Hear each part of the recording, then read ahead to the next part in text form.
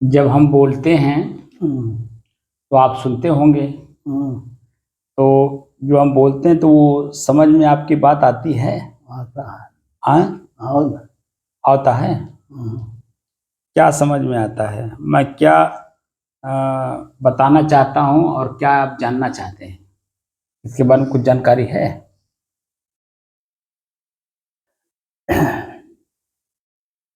जिससे कल बताओ अगर कि कोई जुआ खेल रहा हो या शराब पी रहा, गांजा पी रहा है तो उसको आप वहां देख रहे हैं। इसका मतलब हुआ कि आप वहां अपना समय बर्बाद कर रहे हैं। हाँ। ये न हुआ? जैसे होता वो तो अपना काम कर रहा है, आप न दारू पी रहे हैं, न जुआ खेल रहे हैं, न ताश खेल रहे हैं, न पैसा कमा रहे हैं, न हार रहे हैं, खाली खड़े होके देख रहे हैं। तो खड़े होकर के देख रहे हैं तो क्यों देख रहे हैं? कभी अपने में प्रश्न आया मैं यहाँ क्या कर रहा हूँ? वो मैं किस बात पे कहा था, वो बात याद आया आपको? किसी बात पे मैंने उदाहरण दिया होगा, वो किस बात पे उदाहरण दिया था?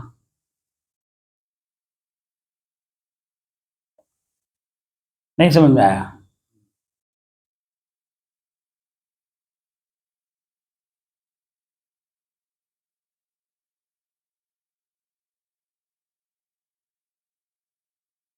चालू हो गया?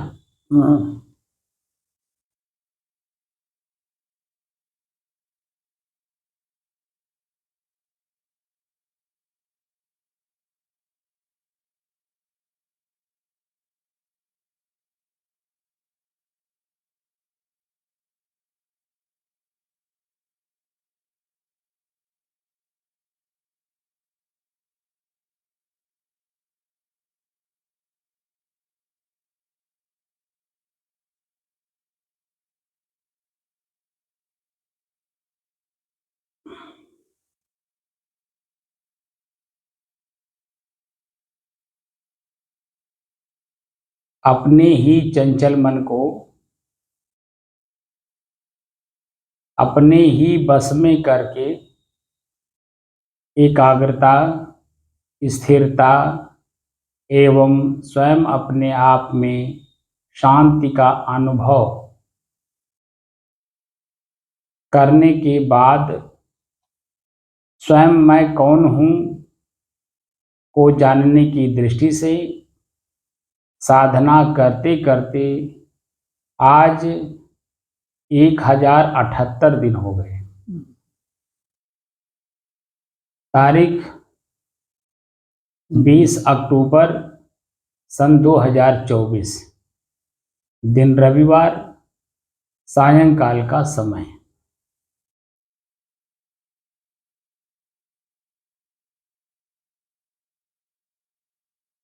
तो जो अभी आप बता रहे थे कि जैसे जुआ खेलने वाला, दारू पीने वाला, मांस खाने वाला, व्यभिचार करने वाला, ताश खेलने वाला, तो वहाँ अगर आप खड़े होकर के देख रहे हैं तो आपने कई चीज़ों को देखा होगा, अगर खड़े होकर कभी देखे हो तो। एक तो दो लोग खेल रहे हैं, दो में से एक आदमी हारता है, एक आदमी जीतता है। तो जो हारता है वो दुख अपने को प्रकट करता है और जो जीतता है वो हंसता है, प्रसन्न होता है, खुशी मनाता है क्योंकि उसने जीता। और फिर वही खेल खेल में आपस में आपने देखा होगा कि गाली गलौज भी कर लेते हैं, झगड़ा भी हो जाता है, मारपीट भी हो जाता है। हो जाता है, नहीं हो जाता? हो जाता। वहां आपने खड़े होकर के यही देखा, लेकिन वो लोग खेल भी रहे हैं, मारपीट भी कर रहे हैं, गाली गलौज भी कर रहे हैं, हार भी रहे हैं, जीत भी रहे हैं, दुख भी प्रकट कर रहे हैं, प्रसन्न भी हो रहे हैं, और ये क्रम जो है लगातार चल रहा है। और आप खड़े होकर के 1 घंटा, 2 घंटा, 4 घंटा तक आपने देखा। उसी देखते देखते में एक प्रश्न अपने आप में खुद उठता है कि मैं यहाँ क्या कर रहा हूँ। उठता नहीं होता? होता है। स्वयं अपने आप में प्रश्न उठता है कि मैं यहाँ क्या कर रहा हूँ। जैसे एक उदाहरण और देता हूँ, जैसे बच्चे अभी दीपावली आ रही है। अब दीपावली के समय में जो बच्चों का छुट्टी होता है तो छुट्टी में उनको होमवर्क वगैरह मिला रहता, अपना कर लेते हैं। लेकिन खेलने की दृष्टि से आपने देखा होगा कि घर घरौंदा भी खेलते हैं बच्चे। खेलते हैं ना, छोटे छोटे बच्चे अपन आपस में घर घरौंदा खेलते हैं। तो किसका घर घरौंदा खेलते हैं? धूल का, मट्टी का। तो आपने देखा होगा कि धूल और मट्टी का घर घरौंदा खेलते हैं, खूब बढ़िया जानवर सजाते हैं धूल से घर को, और उसी में पति पत्नी भी बनते हैं, बच्चे भी होते हैं, और भूख लगता है भोजन भी बनता है। अब भोजन उसी धूल का ही बनाते हैं, सब काम उसी धूल से करते हैं। और जब भोजन बन करके तैयार हो जाए, भोजन भी करते हैं, तो कैसे करते हैं? धूल उठाते हैं, यहाँ ले जाते हैं, मुंह में नहीं डालते हैं, ओंठ के नीचे। आपने देखा होगा ना, देखा होगा ना, ओंठ के नीचे। तो ओंठ के नीचे रख करके और यूं करते हैं ऐसे, माने ऊपर ओंठ को हल्का सा दबा के जीभ से, और वो चबर चबर, मतलब एक प्रकट करते हैं कि मैं भोजन कर रहा हूं। लेकिन जब उसी में खेलते खेलते खेलते खेलते खेलते खेलते सारी क्रिया जो भी मन में आता है, उत्पन्न होता है, सब करते हैं। और करते करते करते जब असली भूख लगता है तब क्या करते हैं? आपने वो भी देखा होगा कि सभी बच्चे जब भूख लगती है ना, तब घर की याद आती है, माँ की याद आती है, असली भोजन की याद आती है। तब क्या करता है? उसी धूल से बना हुआ मकान जो घर घरौंदा बनाए रहते हैं, आपने देखा होगा कि पैर से सब रौंद देते हैं। देखा होगा आपने, सब एकदम तहस नहस कर देते हैं, और उसके बाद वहां से भाग करके घर की ओर चलते हैं। और घर की ओर जा करके क्या करते हैं? माँ के पास रोते हैं, माँ मुझे भोजन दो, मुझे भूख लगा है। सही है कि नहीं? तो उस समय में जब माँ उन्हें भोजन देती है, और वह उसी हाथ से, उसी दांत से, उसी मुंह से चबा करके खाते हैं, स्वादिष्ट भी लगता है और पेट भी भरता है, तो धीरे धीरे पूरा भोजन कर जाते हैं। आपने देखा होगा कि फिर जो है वो घर घरौंदा नहीं खेलते हैं, बल्कि और अपना काम करने लगते हैं। उनको एहसास हो जाता है कि वो घर घरौंदा सिर्फ मैं समय को व्यतीत करने के लिए खेल रहा हूँ। खेलना, समझ रहे हैं? समय हमारे पास पर्याप्त है, हमारे पास कोई काम नहीं है, इसलिए हम घर घरौंदा खेल रहे थे। अब क्या भोजन हो गया, अब आगे का काम करेंगे, स्कूल का काम करेंगे, घर का काम करेंगे, माँ के कहे अनुसार अनुसरण करेंगे उनकी बातों का। या परिवार के अन्य सदस्य हैं, कोई कहा बाबू पानी ले आओ, कोई कहा लाठी ले आओ, कोई कहा ये ले आओ, कोई वो लाओ, तो वो सब काम करते हैं छोटे छोटे बच्चे। लेकिन जब भूख नहीं लगा रहता है, समय में कोई काम नहीं है, तो क्या करते हैं? घर घरौंदा खेलते हैं। तो वो घर घरौंदा तब तक खेलते हैं जब तक उनको असली भूख नहीं लगती। तो जो ये हम लोग काम कर रहे हैं ना, शादी करना, बच्चे पैदा करना, घर मकान बनाना, खेती करना, गृहस्थी करना, या बिजनेस करना, नौकरी करना, कुछ भी कर रहे हैं हम लोग, वो क्या कर रहे हैं? वो सब बच्चे की तरह काम कर रहे हैं, एकदम छोटे बच्चे की तरह हम लोग काम कर रहे हैं। बात समझे? उसी का उदाहरण दे रहा हूं कि जो मैं अपने आप हूं, जब अपने आप का भूख लगता है ना, तब समझ में आता है कि मैं क्या कर रहा हूं। ये जो दारू वाले को दिखाना या जुआ खेलने वाले को दिखाना, वो सब जो क्रिया हो रही है, वो है हमारा अपना श्वास हम क्यों देख रहे हैं।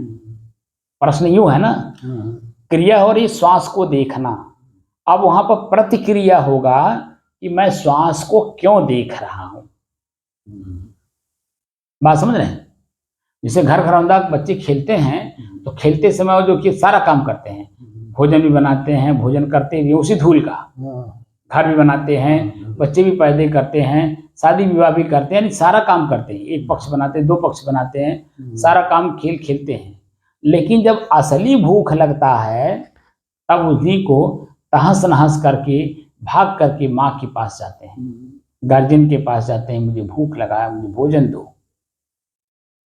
बात समझे ना? तो जो हम श्वास को देख रहे हैं, वो क्यों देख रहे हैं, उसमें जो सुगंध है, दुर्गंध है, सुगंध है मतलब प्रसन्नता, दुर्गंध है मतलब दुख प्रकट करना। जब सुगंध आता है देखिए मन प्रसन्न होता है, लेकिन जब दुर्गंध आता है तो मन कष्टित होता है कि नहीं? तो कौन कष्टित हो रहा है? वही आदमी, माने वही मन एक रूप में चल रहा है, दुख प्रकट कर रहा है, एक अवस्था में सुख प्रकट कर रहा है और देख रहा है उसे, और देख करके अपने आप को भी वैसे मान रहा है। लेकिन देखते देखते देखते देखते एक अवस्था ऐसी भी आ रही है कि आखिर हम श्वास को क्यों देख रहे हैं, ये प्रश्न हो रहा है। आखिर हम श्वास को क्यों देख रहे हैं, ये प्रश्न हो रहा है नहीं हो रहा?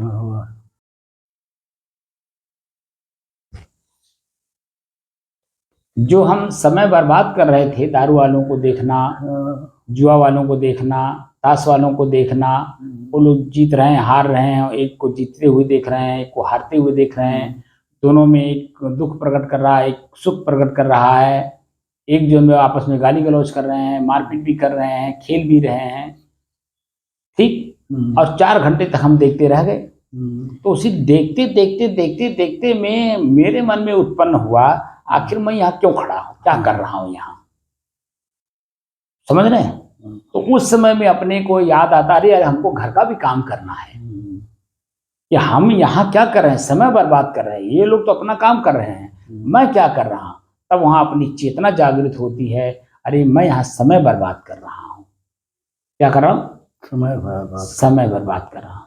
तब क्या करते हैं, तुरंत तेजी के साथ अपने घर की ओर जाते हैं, और घर वाले जो हमें काम फुरमाए रहते हैं, या स्वयं जो मैं काम लेकर के घर से निकला हुआ था, उस काम को तेजी के साथ करते हैं कि नहीं करते हैं? बोलिए। तो जो श्वास देख रहे हैं, हम क्यों देख रहे हैं? तो श्वास मेरे से अलग है, मैं अलग हूं, इसलिए देख रहे हैं कि जब तक श्वास मेरे से अलग नहीं होगा, मैं उसे देखूंगा नहीं, जानूंगा नहीं, समझूंगा नहीं, सुगंध दुर्गंध का आभास नहीं करूंगा, ठंड गर्म का आभास नहीं करूंगा, यानी महसूस नहीं करूंगा, तो फिर ये और मैं दोनों का अंतराल नहीं निकाल पाएंगे। दोनों में क्या अंतराल है, क्या अंतर है, कितना अंतर है, वो हम नहीं जान पाएंगे। और जब नहीं जान पाएंगे तो मैं अपने को कैसे जानूंगा कि मैं कौन हूं? ये तो श्वास यानी प्रकृति, सुगंध दुर्गंध माने प्रकृति, प्रकृति में सब कुछ अपना मिलजुल करके काम कर रहे हैं, अपना वो लोग अपना काम कर रहे हैं, मैं अपना काम कर रहा हूं कि नहीं? अब यहाँ प्रश्न हुआ, मैं अपना काम कर रहा हूं कि नहीं? तो मेरा अपना काम क्या है, ये प्रश्न है। मेरा अपना निजी काम क्या है? ये श्वास को देखना मेरा निजी काम नहीं है, बात समझ रहे हैं? श्वास तो एक साधन है, साधन के माध्यम से अपने चंचल मन को इसी पे लाके केंद्रित कर रहे हैं, एकाग्र कर रहे हैं, उसी श्वास पर स्थिर कर रहे हैं, और देखते देखते देखते देखते थोड़ी देर के बाद मन शांत भी हो जाता है, उसका अनुभव भी कर रहे हैं। लेकिन यही सब कुछ मैं हूं, ऐसा तो संभव नहीं है, क्योंकि वो प्रकृति है, प्रकृति में अपना स्वतः काम हो रहा है, प्रकृति अपना काम कर रही है, मैं उसका उपभोक्ता हूं। मेरा काम क्या है? मेरा भी तो कुछ काम होगा अपना, वो मेरा काम क्या है? मेरा काम है जो पहले से मैंने अपने जीवन में वासना रूपी कांटे को गड़ा रखा है, उसको अपने जीवन से निकालना, अपने आप को हल्का करना, बात समझे? ये मेरा काम है, निजी काम है, जो मेरे हृदय रूपी क्षेत्र में यानी खेत में खर रूपी खरपतवार जाम गया है, बुराई, उसे कैसे निकालें और निकाल करके कैसे खेत को हल्का करें, यानी अपने आप को हम इन प्रकृति से अपने को परे जा करके उसे देखें, जानें, समझें और अपने आप को अपने आप में स्थित कर सकें, ये मेरा निजी काम है। तो श्वास इसलिए देखा जा रहा है ताकि इसी के माध्यम से हम अपने और पराये को जान सकें। जैसे जब हम दारू वाले को देख रहे हैं तो दारू वाले को पहले देखते हैं वो क्या क्या करता है, और जब करते करते उसकी आदत की जानकारी हो जाती है कि ये तो दारू पिया हुआ है, तो नशे में है, इसका तो काम ही है, वो तो उसका काम ही करेगा। मेरा काम क्या है? जब ये अपने में आ जाता है मेरा काम भी कुछ है, तो जैसे ही अपना काम याद आता है तो क्या फिर हम वहाँ उसको देखने लगते हैं। जैसे बच्चे को भूख याद आई तो देखिए वही धूल का जो घर बनाता है, शादी विवाह करता है, बच्चा पैदा करता है, खाना बनाता है, खाता भी यहाँ ओट तक खाली लाता है करके खाता है, और फिर उसको जब भूख असली लगती है तब क्या करता है, सबको छोड़ छाड़ करके भागता है नहीं। ऐसे ही हम लोगों को जैसे जब बुढ़ापा आती है तब समझ में आता है, प्रश्न उठता है कि मैंने जीवन में किया क्या, या जब हमारे बच्चे हमसे ही प्रश्न करते हैं आपने किया क्या, तब वहां अपनी चेतना जागृत होती है, अरे मैं तो क्या किया। बच्चे क्यों पूछ रहे हैं क्या किए, अरे मैं कुछ किया ही नहीं। बताओ, इतना जानवर ठंडी गर्मी बरसात मान अपमान सह करके, भूख प्यास सहन करके हमने जमीन लिया, खेत लिया, घर बनाया, इनका शादी विवाह किया, कुछ किया ही नहीं। तो वो जो अपने ऊपर प्रश्न होता है कि अरे मैंने कुछ किया ही नहीं, ये बच्चे जन्म आज हमको सिखा रहे हैं। बताओ, इनका शादी किया, इनका विवाह किया, इनको पढ़ाया लिखाया, इनको छोटे से बड़ा किया, मैं कुछ किया ही नहीं। अपने ऊपर जब प्रश्न करते हैं तब समझ में आता है, अरे मैं तो सचमुच कुछ किया नहीं। तब वहीं से उनकी चेतना जागृत होती है। तब धीरे धीरे धीरे सत्संग में जाते हैं, भगवान के यहाँ जाते हैं, मंदिर में जाते हैं, फिर वहीं से अपना मतलब चेतना जागृत होती है, अरे मैं क्या किया, पूरा जीवन खत्म हमारा हो गया और मैं स्वयं अभी कुछ कर नहीं पाया। बात समझे? तो अपने आप को जानना है कि आखिर मैं हूं कौन। तो अपने आप को जानने के लिए हम लोग साधना कर रहे हैं। ये जो साधना हम करा रहे हैं, श्वास को दिखा रहे हो तो साधन है, उसके पीछे का जो लॉजिक है, यानी जो हम उसका परिणाम दिखाना चाहते हैं, वो ये दिखाना चाहते हैं अपने आप का परिचय करो, आखिर तुम हो कौन। क्या ये शरीर ही मैं हूं? अगर ये शरीर ही मैं होता तो हम लोग मूड़ घाट पे हम लोग रहते हैं। अब मूड़ घाट का मतलब यहाँ घाट है और कितने मुर्दे यहाँ जलाए जाते हैं। रोजे जन्म कम से कम 2 ठू 4 ठू जाते ही होंगे, रोजे जा रहे हैं ना। आखिर कौन था उस शरीर में जो निकल गया और शरीर पड़ी हुई है? उसका आंख है, देख के पहचान नहीं पा रहा, हाथ है कुछ कर नहीं पा रहा, पैर है चल नहीं पा रहा, मुंह है कुछ बोल नहीं पा रहा, माने कुछ जितने भी उसके शरीर के पार्ट हैं सब ठीक हैं, लेकिन उसमें चलाने वाला नहीं है उसमें। इसीलिए हम लोगों को चाहिए कि जब तक हम शरीर में हैं, अपने इसी शरीर के अंदर में अपने आप का परिचय कर लें, क्योंकि एक दिन मैं इस शरीर को छोड़ दूंगा, ये हाथ मेरा हिलेगा नहीं, ये जीभ मेरा हिलेगा नहीं, आंख देख के पहचानेगा नहीं, यानी शरीर का कोई अंग मेरा काम नहीं करेगा, क्योंकि मैं इस शरीर से उतर जाऊंगा। तो उसी में रहते रहते अपने को परिचय करना कि आखिर मैं हूं कौन। उसी को परिचय करने के लिए हम साधना करा रहे हैं कि आखिर मैं कौन हूं। तो अभी हम लोग उस लेवल पे नहीं है। अभी एक एक चीज जो अपने अंदर की जानने की कोशिश कर रहे हैं कि श्वास क्या है, श्वास में जो सुगंध दुर्गंध मिल रहा है वो क्या है, ठंड गर्म मिल रहा है वो क्या है, क्या वही मैं हूं? अब यहाँ क्रिया हो रही है, श्वास को देखना, प्रतिक्रिया करना, क्या श्वास ही मैं हूं? क्या श्वास में जो गर्मी है, ठंडी है, शीतलता है, सुगंध है, दुर्गंध है, क्या वही मैं हूं? क्या जो सामान्य हवा के माध्यम से हमारा श्वास चल रहा अपने आप में, क्या वही मैं हूं? तो दिखाई देता है लास्ट में, नहीं, ये सब कुछ प्रकृति का है, ये मैं नहीं हूं। उसी को हूबहू देखने, जानने, समझने और उसी में स्थित होने के लिए हम लोग साधना कर रहे हैं। बात समझ रहे कि नहीं? और इस साधना को करना इतना आसान भी नहीं है जितना हम लोग समझ रहे हैं, लेकिन यह है कि धीरे धीरे सुनते रहें, करते रहें, सुनते रहें, करते रहें, तो धीरे धीरे कहीं कभी न कभी हमारा मंजिल जो मैं हूँ उसको मिल ही जाएगा, निश्चित है मिल जाएगा।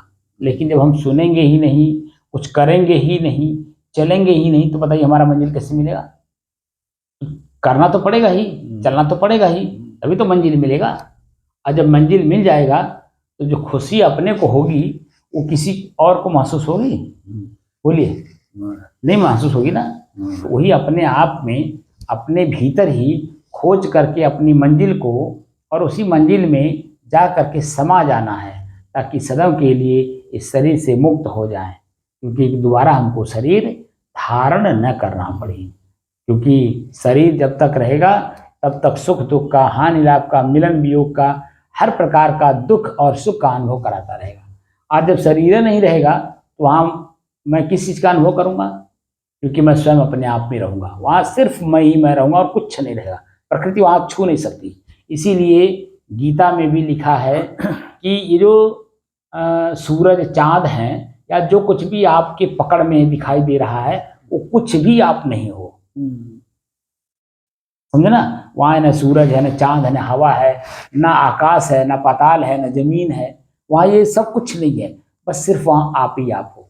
वही बात वो भी कहता और वही बात कबीर साहब भी कहते हैं। तो वह जो तुम हो ना, उसमें कुछ नहीं है।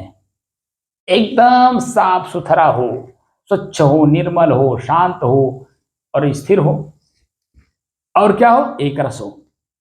जो मैं कहता हूं कि मैं कौन हूं? शुद्ध हूं, में कोई मिलावट नहीं है। मिलावट प्रकृति में चल रहा है। प्रकृति में 5 लोग हैं, कुछ न कुछ वहां खुद करवे करेंगे। 5 लोग है ना। मैं शुद्ध हूं और क्या हूं? शांत हूं, कोई चंचलता मेरे में नहीं, स्थिरता है, किसी प्रकार का कोई द्वंद्व नहीं अंदर में। और क्या है? एक रसता है, यानी लगातार मैं ही हूं, ऐसा अनुभव हो रहा है। बचपन से लेकर के अब जो कुछ भी बदल रहा है वो प्रकृति में बदल रहा है। जैसे हम श्वास को देख रहे हैं, श्वास क्या? हवा है, वो क्या है? प्रकृति है। अब उसमें जो सुगंध पहले दिख रहा है, थोड़ी देर के बाद दुर्गंध भी दिख रहा है, तो परिवर्तन हुआ ना। सुगंध के बाद दुर्गंध आया, तो सुगंध को कौन देख रहा था? क्या सुगंध अपने को जान रहा था कि मैं सुगंध हो? नहीं जानता ना। क्या दुर्गंध अपने आप को जानता मैं दुर्गंध हूं? क्या ठंड, गर्म, शीतल, क्या वो अपने आप को जानते हैं कि मैं ठंडा हूं, मैं शीतल हूं, मैं गर्म हूं? उसको जानने वाला मैं अलग हूं। इसीलिए ये प्रकृति है, प्रकृति में बदलाव हो रहा है। अब प्रकृति अपने आप में स्वतः कार्य कर रही है, वहां किसी की जरूरत ही नहीं है, वो अपना काम स्वतः कर रही है। लेकिन मैं अपना काम नहीं कर रहा हूं, ये सबसे बड़ा प्रश्न है कि मैं जो अपना काम है वो नहीं कर रहा हूं।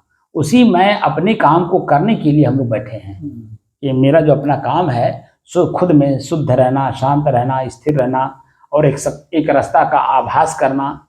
वो जो मैं हूं उसी की काम के लिए हम लोग अभ्यास कर रहे हैं कि ताकि हम अपने को जान सकें, देख सकें, समझ सकें और उसी में लीन हो सकें। जैसे उपनिषद कहता है कि आत्मा व अरे द्रष्टव्य है, श्रोतव्य है, मंतव्य है, निधिध्यास्तव्य। लास्ट में लिखता है निधिध्यास्तव्य। निधिध्यास्तव्य का मतलब होता है वही हो जाना, उसी में लीन हो जाना। किसमें? जो मैं हूं। तो अब वहां पे प्रकृति रहेगी नहीं, तो मैं स्वयं अपने आप में रहूंगा। जैसे नींद में आप रहते हो अपने आप में, वहां अपने आप में शरीर का ही ज्ञान नहीं आपको रहता, ऐसे ही जब आप अपने आप में चले जाएंगे तो कोई प्रकृति वहां काम नहीं करेगी, किसी का आभास आपको नहीं होगा, बिल्कुल सब अपने आप में रहेंगे। उसी का अभ्यास करने के लिए हम लोग बैठे हैं और अपने श्वास के माध्यम से अंदर जाने की कोशिश कर रहे हैं। बात समझ में? तो अभ्यास किया जाए।